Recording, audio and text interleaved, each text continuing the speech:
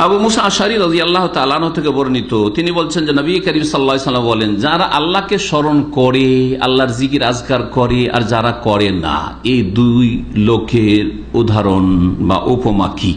বলছেন মাসালুল্লাযী ইয়াযকুরু রাব্বাহু ওয়াল্লাযী লা ইয়াযকুরু রাব্বাহ, ওই ব্যক্তির দৃষ্টান্ত যেই ব্যক্তি তার রবকে স্মরণ করে, আল্লাহর জিকির আজকার করে সুন্নতি তরিকায়, আর আরেকজন যে লা ইয়াযকুরু রাব্বাহু, আল্লাহকে স্মরণ করে না, আল্লাহ থেকে গাফিল, আল্লাহর জিকির আজকার করে না, সুন্নতি জিকির আজকার গুলি করে না।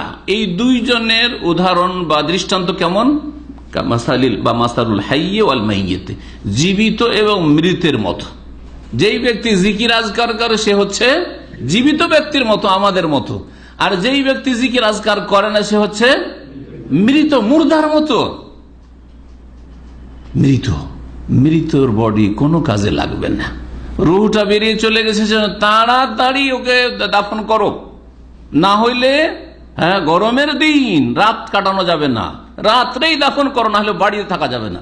আর যদি বাড়িতে রাখাও যায় তারপরে একা মৃতর কাছে থাকতে পারছেন না, অথচ হোটেলে আপনার সাথে পরিচয় থাকার না থাক, উমরায় যাচ্ছেন আর ব্যাচেলার যারা যাচ্ছেন এক রুমে 4 জন 5 জন দিচ্ছে, রাত কাটিয়ে চলে আসছেন, অসুবিধা লাগছে নাকি?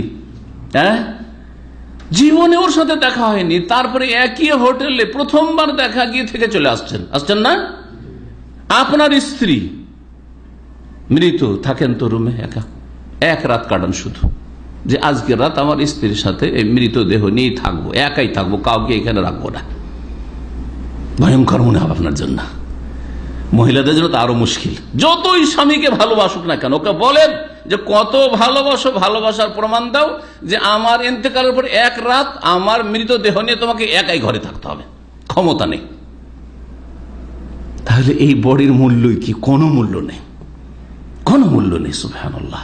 ওই রকমই যেই ব্যক্তি আল্লাহর জিকির আজকার করে না, আল্লাহকে স্মরণ করে না, আল্লাহ থেকে সারা দিন গাফিল হয়ে থাকে, সেই ব্যক্তি মৃতের মতো, মৃত লাশের মতো। আবু মুসা আশআরী রাদিয়াল্লাহু তাআলা আনহু থেকে আরো বর্ণিত, এই হাদিসটি বুখারীতে রয়েছে, হাদিস সহিহ বুখারীর, সবগুলি হাদিস, আমি কোনো জয়ীফ হাদিস শোনাই না এবং শোনাবো না ইনশাআল্লাহ। সহিহ মুসলিমে রয়েছে মাসালুল বাইত, এটা ছিল ব্যক্তির ক্ষেত্রে। সহিহ মুসলিমে কি আছে? মাসালুল বাইতিল্লাযী ইউযকারুল্লাহু ফীহি, ওই বাড়ির উদাহরণ যেই বাড়িতে আল্লাহকে স্মরণ করা হয়। আপনার বাড়িতে স্বামী স্ত্রী, মাশাআল্লাহ আপনারা নামাজি, আর নামাজের পরে জিকির আজকারগুলি পড়েন, সকাল সন্ধ্যার জিকির আজকার পড়েন, আর এমনি জিকির তসবিহ হইতে থাকে, ঘুমাবার আগে জিকির আজকার আপনিও করেন, আপনার স্ত্রী করে, আপনার ছেলে মেয়েদেরকে জিকির আজকার করাবার জন্য স্মরণ করান।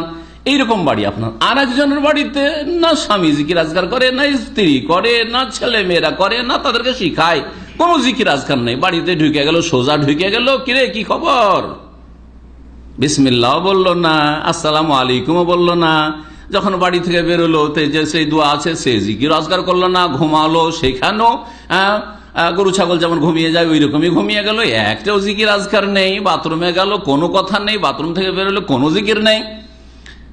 ওই বাড়ির উদাহরণ আর যেই বাড়িতে জিকির আজকার হয়, দুই বাড়ির উদাহরণ হচ্ছে মাসালুল হাইয়্যি ওয়াল মাইয়্যিত, জীবিত এবং মৃতের মতো।